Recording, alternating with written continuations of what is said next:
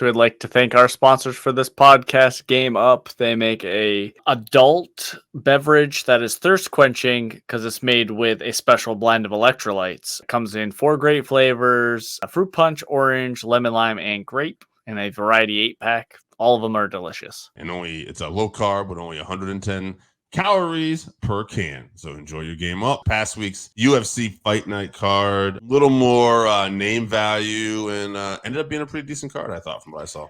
Yeah, on the undercard, Raul Rosas Jr., the 19-year-old, fought Ricky Turcios. That was a very interesting fight while it lasted. Rosas Jr. ended up with the rear naked choke, but he was put in some compromising positions.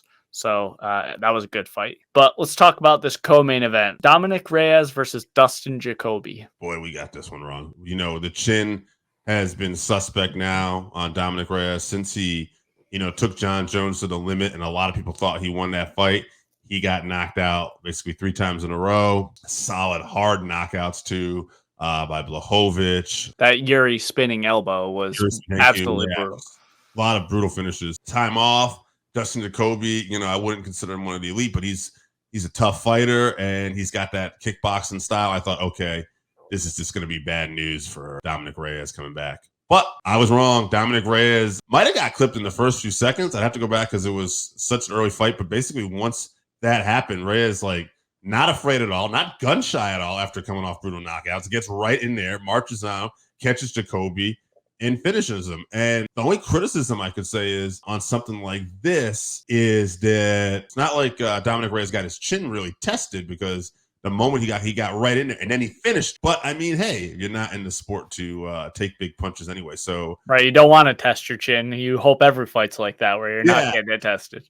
So good on him. Good on Dominick Reyes. Great to see him back in the winner's circle. He wants to fight again, I think, at the end of the year, he said, but he's looking to take a little time off and enjoy. He's getting married, I believe, or just got married. So good for him. Yeah, very happy to see him back in the win column. He did a great job catching Dustin while Dustin was coming in, and then he kept the pressure on him once he clipped him and fought up with that knee. So that was good. Like I said, glad to see him back in the win column. He's still got a long way to go to keep winning. But let's talk about his main event. Got a little bit of controversy. Jared Cannonier versus Nassourdine Imavov. Imavov, to me, with the exception of the first round, looked to be a step ahead a lot of night. I thought he just, they were both world-class fighters, but I thought he just looked a little bit ahead.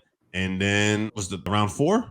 We're at the round 4. Yeah, round 4. So I just thought that Jared Cannonier looked in trouble, but not so much in trouble that we should have called off the fight. It looked like he just got wobbled, and literally Herzog was right there and just stopped this fight. And it's crazy because Jared Cannonier doesn't have a history of taking a lot of punishment or anything. He had some time off. He's got great recuperative powers. He hasn't been finished in this weight class. So I thought, okay, why the sudden stop? And Herzog is not a guy who normally has these kind of early stoppages or anything like that. So to me, it just looked like an off night for Herzog. And not that I thought Jared Cannonier was going to necessarily win this fight, but he got robbed of a chance to come back. Yeah, I agree 100%. He was looking pretty good. I think the speed advantage for Imavov is what really solidified the later rounds for him. And yeah, he was winning them, eking them out, but Cannonier does have that huge power.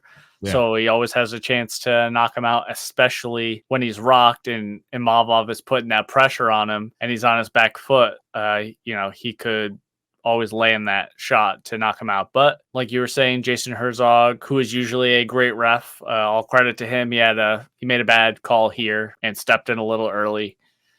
Cannonier was kind of stumbling around the ring, but he was still there. You could tell in his eyes or whatever. He was hurt, but he was still there. Just his equilibrium was kind of off, which happened. So, but he can't be too upset about it. He did get rocked. He had opportunities in the fight. So a good win for Imavov.